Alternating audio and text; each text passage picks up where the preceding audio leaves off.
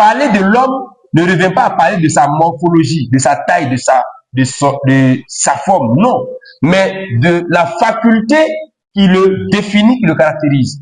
Et donc, en disant que la conscience définit l'homme, on va maintenant montrer que c'est cette faculté qui fait sa grandeur. Donc, en 3 petits points rapidement, comment la conscience caractérise-t-elle l'homme? Numéro 1, la conscience permet à l'homme de prendre conscience de son existence.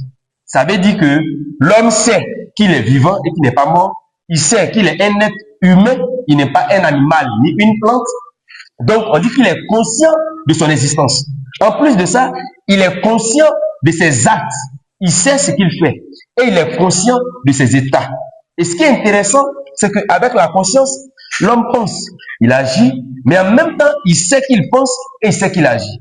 Et donc, c'est le fait de savoir ce qu'on fait qui fait de l'homme un être de conscience. Sinon, un bébé, il pose des actes. Mais le bébé n'est pas un homme, dans la mesure où le bébé ne sait pas ce qu'il fait. Donc, c'est ce qu'il faut retenir déjà. Alors, Descartes va dire, je pense, donc je suis. Dans le discours de la méthode. Le deuxième point, pour justifier que la conscience caractérise l'homme, c'est que la conscience permet à l'homme d'acquérir des connaissances. Quand on parle de connaissances, nous avons 2 types de connaissances. La connaissance de soi et la connaissance du monde extérieur. La connaissance de soi et du monde extérieur, ça veut dire que l'homme a la capacité de distinguer, de reconnaître le vrai, de distinguer le vrai du faux et le bien du mal. En cela, l'homme agit en toute connaissance de cause. Cela revient à dire que la conscience apparaît comme une lumière qui illumine l'esprit de l'homme et guide celui-ci dans toutes ses actions. De ce point de vue, on peut dire que les actes de l'homme sont conscients.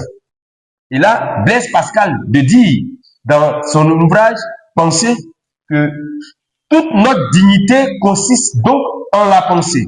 Ce qui revient à dire que la pensée fait la grandeur de l'homme. Elle marque la supériorité de l'homme sur tous les autres êtres. Et le dernier point, c'est de montrer que la conscience morale permet à l'homme d'agir en toute responsabilité. En toute responsabilité, dans la mesure où l'homme porte un jugement de valeur sur ses actes et ceux d'autrui. En cela, l'homme pose des actes qui sont conformes aux règles de la société. On dira qu'il agit en tout devoir, il accomplit ses devoirs. Et donc, de ce point de vue, on va citer Emmanuel Kant. Emmanuel Kant qui dit que la conscience est la raison pratique représentant à l'homme ses devoirs, dans son ouvrage La doctrine des vertus. Voilà succinctement ce qu'on peut retenir de la conscience.